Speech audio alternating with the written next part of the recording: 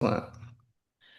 Okay, we are here with City Council candidate Eli Gill. Eli, thanks so much for joining us. Why don't you tell us a little bit about yourself and why you're running? Yeah, hi. Name is Eli. As already mentioned, I've lived in Santa Monica for about 20 years, a little over. And, I really am focused on making sure that Santa Monica continues to be a city of opportunity for the next generation. As a parent living in rent control housing, I've got two kids in our public schools. I'm really concerned with how we make it affordable for the next generation, how we continue to have opportunity in terms of places to live, work, and just enjoy how amazing the city is. The city's been very good to me, and I want to make sure to continue that down the road and continue to be a place where young people can come and live here after school and build their lives, build families here, and really take our city into the next 20, 50, 100 years. Okay, thanks. So we have some questions for you. Sure. I'll get started. Um, I you recently posted on Reddit that you agreed with a sentiment that progressives are ruining California, and that was specifically in reference to a comment about transfer taxes like Measure GS and Measure ULA. So can you explain what you meant by that? What the issue is with the transfer taxes and why you think it's ruining California? Yeah, I mean, I think that that would be an extreme version of that position.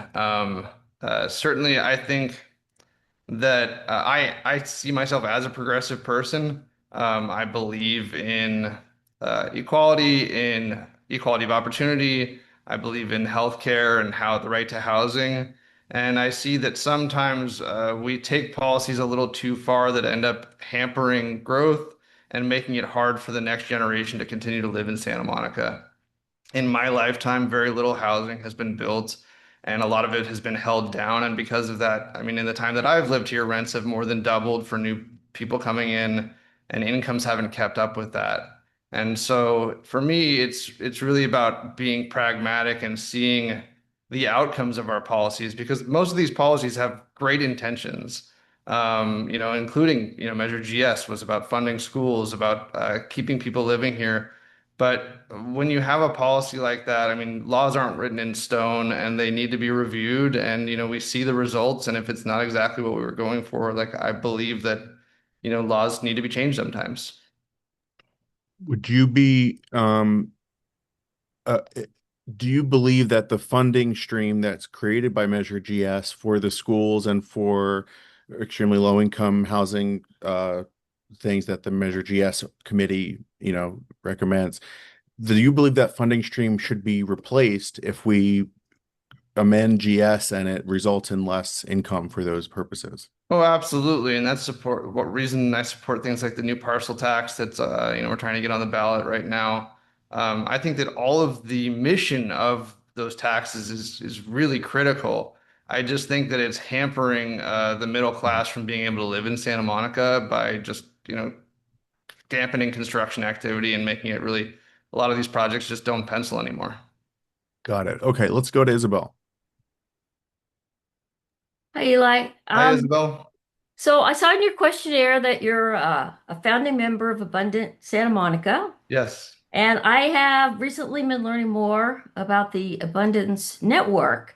And I Yeah. was kind of interested to see that nationwide they have an annual budget of 8 million, with only four local chapters, one of which is Santa Monica.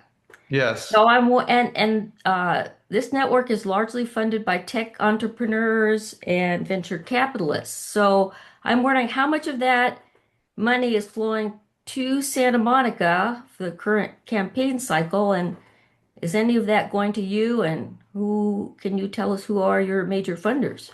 Sure. I would say that Abundant Santa Monica was sort of a satellite chapter of that group. We were approached by them as, we liked what they were doing, we saw what they were doing, and they were trying to expand their footprint and, their ideas. And yes, it was started by some tech people because it was a group of people in San Francisco that had, they'd done really well with their companies and they wanted to see San Francisco improve. But in terms of funding, very little of that is coming to Santa Monica. There's just more kind of institutional support from them and things like that on policy issues. and also I would say connection to state level representatives to help with things locally.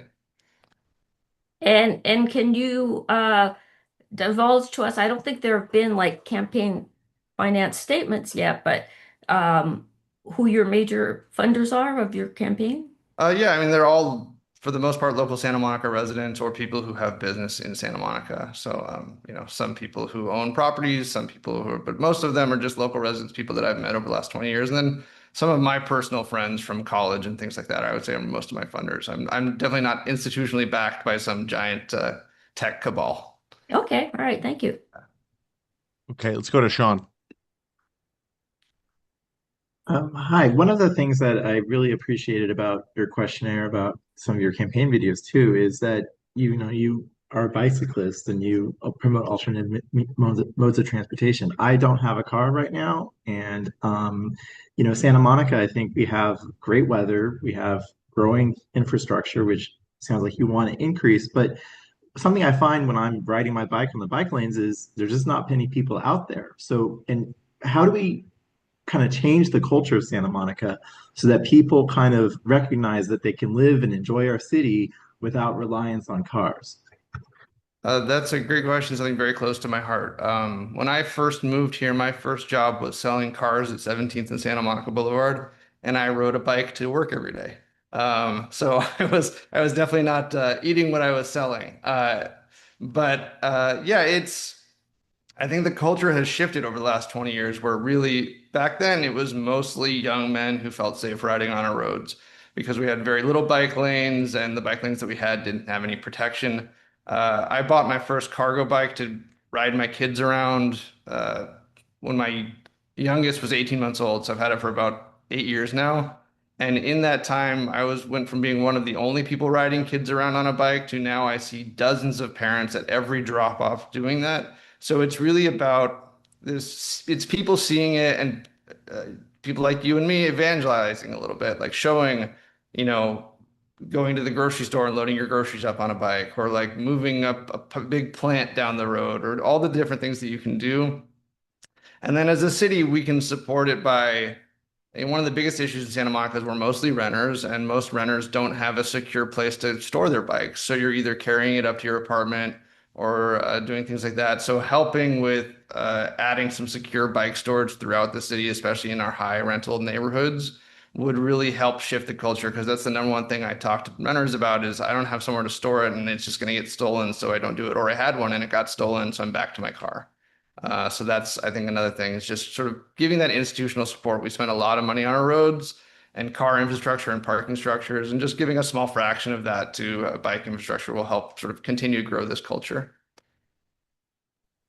Thank you. Let's go to Lynn.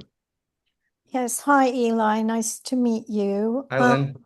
In your application, you said that we needed to make it easier to build new homes at all income levels. And what are some specific actions you can take as the city council member to make that happen?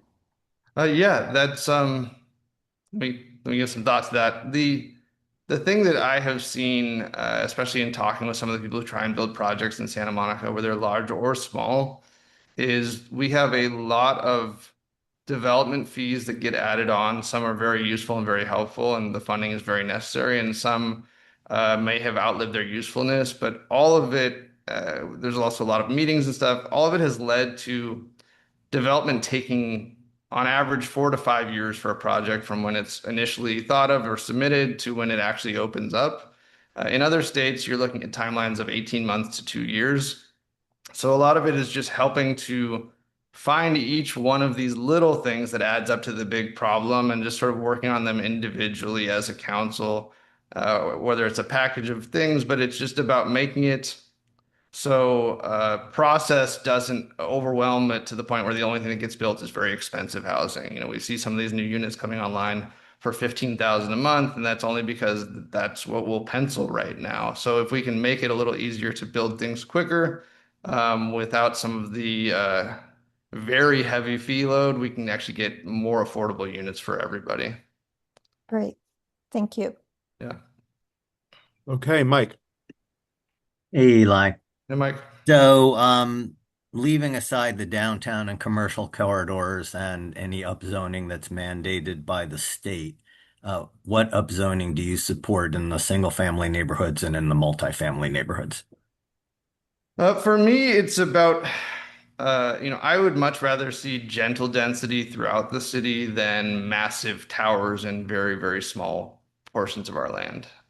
So uh, there's this principle called the next increment of development, and Santa Monica lived by it up until about the 1960s, where most of our land was small shacks or single family houses, and then some of those places in like the Wilmot neighborhood got replaced with apartment buildings. There's still some single family homes in my neighborhood. But at a certain point, we just sort of froze all of the neighborhoods and said, we're not going to develop to the next level of development. So for me, if somebody, I think it's really important to have more ownership opportunities in this city. And some of that can be found in what's called missing middle, so townhomes and things like that. So I support things like, adding a couple townhomes into a single family neighborhood or taking a two-story building and making it a four-story building in an apartment neighborhood, just so long as we also continue to have our strong renter protections and displacement protections. I think there's a healthy balance there, and I think we've gone a little too far in the way of freezing the neighborhoods, and that's kind of created our cost and expense crisis that we're seeing today.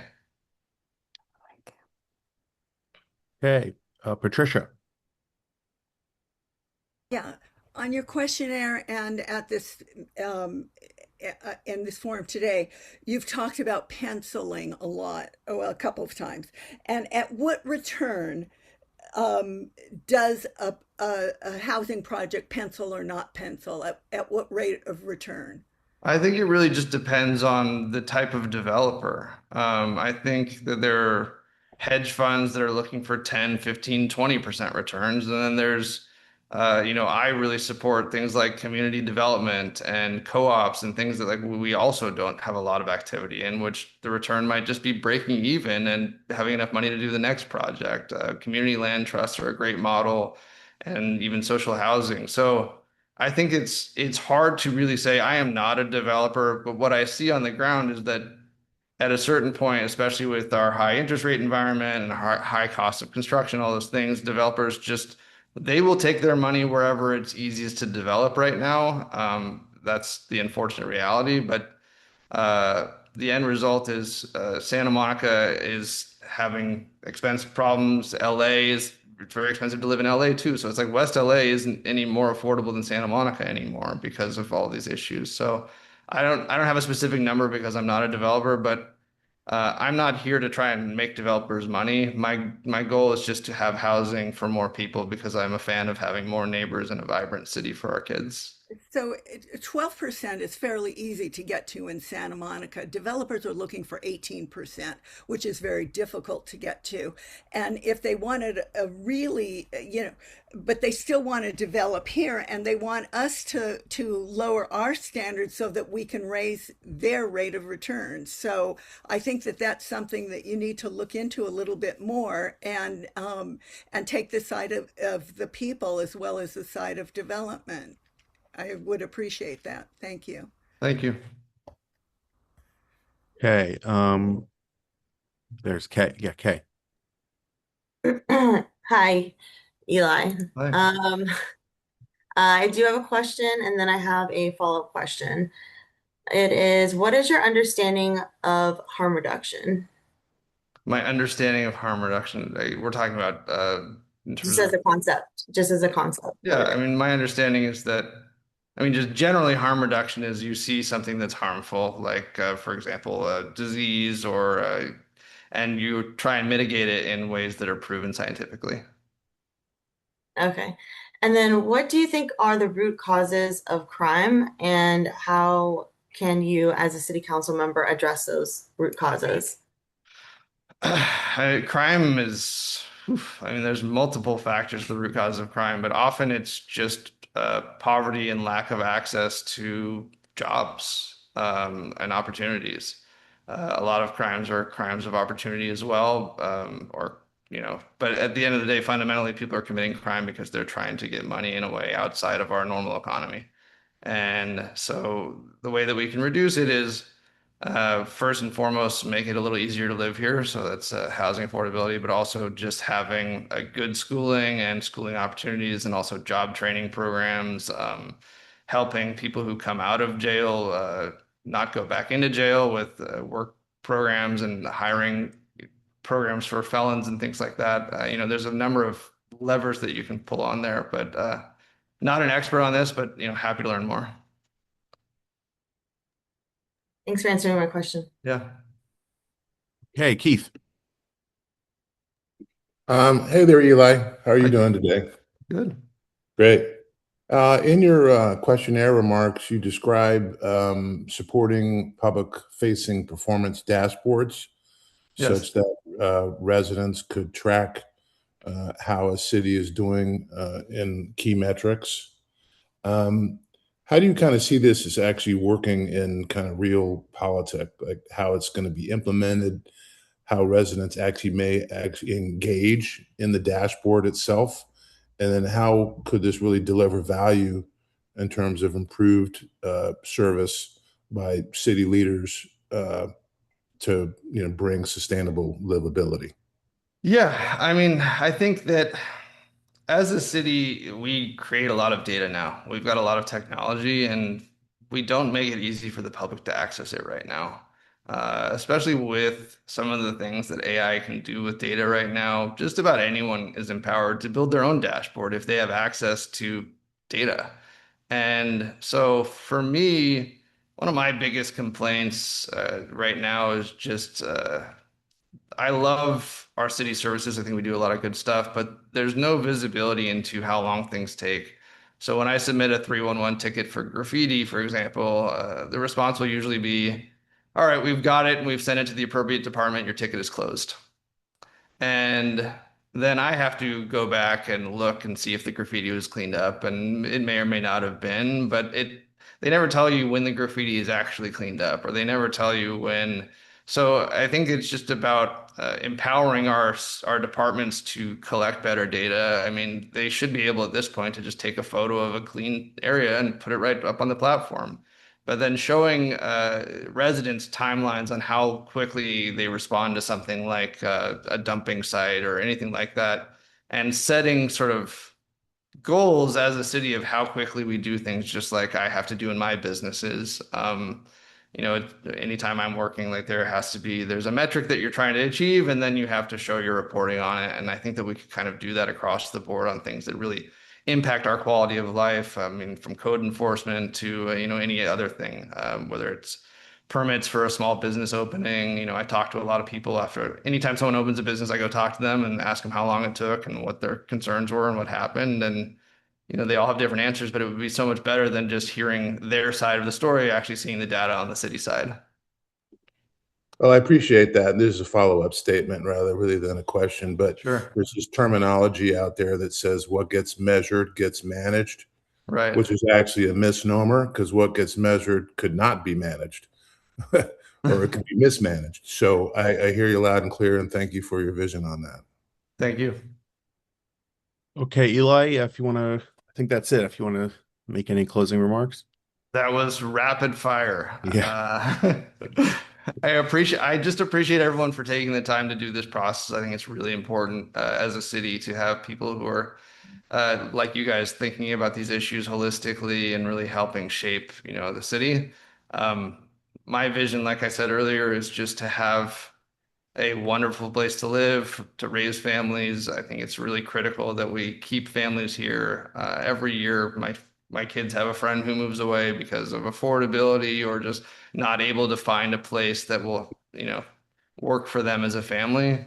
And anything that we can do to make the city great for families is going to make it great for everybody. So thank you so much. Thanks. Thanks, Eli. Have a good one.